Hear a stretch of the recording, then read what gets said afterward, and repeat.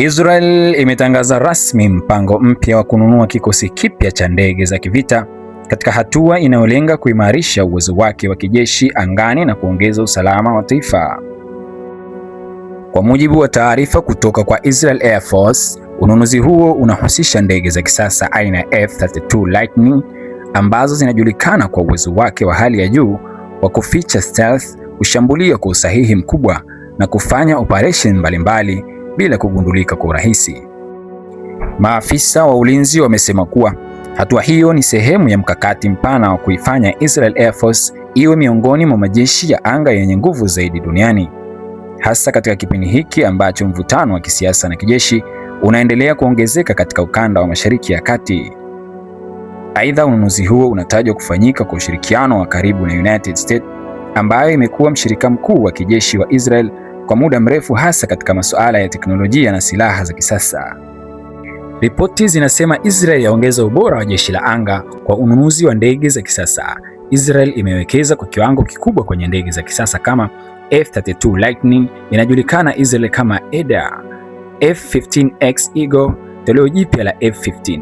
Ndege hizi zina teknolojia ya stealth, uwezo wa kubebesha silaha nyingi na kuifanya mashambulizi mbalimbali bila kugundulika kirahisi. Israel imeongeza teknolojia ya kisasa zaidi ya akili mnemba, yani AI. Jeshi la anga limeanza kutumia AI kwa kupanga mashambulizi, uchambuzi wa data za vita kwa haraka, kuongeza usahihi wa malengo. Hii inasaidia kufanya maamuzi ya haraka kwenye vita ya kisasa. Pia uwezo wa kujilinda, air defense system. Mbali na mashambulizi, Israel imeboresha mifumo ya kujilinda kama Iron Dome kujizuia kwa makombora mafupi, David Sling kwa makombora ya kati na Arrow 3 kwa makombora ya mbali. Pia Israel kupitia ushirikiano na United States hupata teknolojia za hali ya juu, mafunzo ya kijeshi, msaada wa kifedha na ulinzi.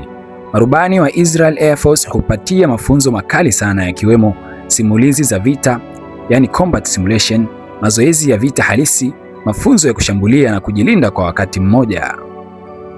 Kwa ujumla, Israel inaendelea kuwa moja ya nchi zenye jeshi la anga lenye nguvu zaidi duniani kutokana na teknolojia ya kisasa, ushirikiano wa kimataifa na ubunifu wa ndani.